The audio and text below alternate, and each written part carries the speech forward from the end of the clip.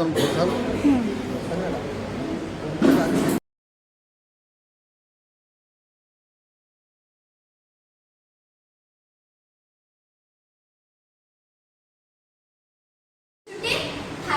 ফুলকি ফুটে নবযুগ পত্র ফুটে, ফাগুনের ফুলকি ফুটে উল্কার কি লেখায় নিষেধে পদ্মে দেখায়, আকাশের হাজরা তালি রাগিনী দুলদুল কিছুতে রইল কপাট ভেঙে ফেল কর্ণে লোপার রক্ত জমাট শিকল পূজার পাষাণ বেদি, কারা রইল কপাট ভেঙে ফেল কর্ণে লোপার রক্ত জমাট শিকল পূজার পাষাণ বেদি, ওরে ও তরু নিশান বাজে তোর প্রলয় নিশান ধ্বংস নিশান প্রাচীন প্রাচীন বেদি।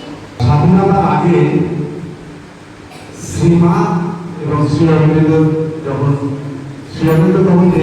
শ্রীমা ছিলেন তখন ডক্টর শ্যামাপ্রসাদ মুখার্জি পন্ডিচেরিতে গিয়েছিলেন তাদের আমন্ত্রণ, এবং সেইখানে একটা ভাষণ রেখেছিলেন। কারণ তোমাদের এই যে পড়াশোনাটা হয় ইন্টিগ্রাল এডুকেশন, সেইটা তখন শুরু হচ্ছে।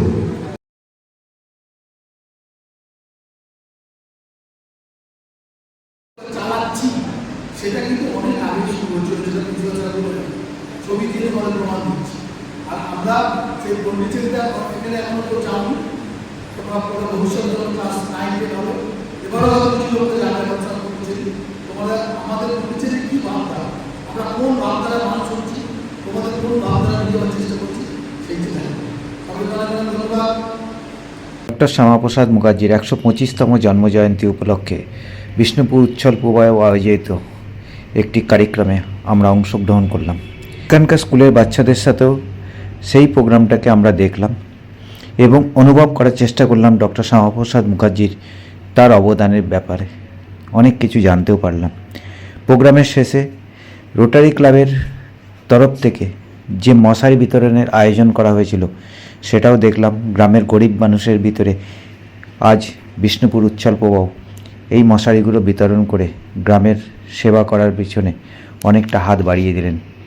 আসুন আমরা এই রকম ধরনের ভালো কাজের মাধ্যমে আমাদেরই গ্রামের গরিব মানুষদের পাশে দাঁড়াবার চেষ্টা করব।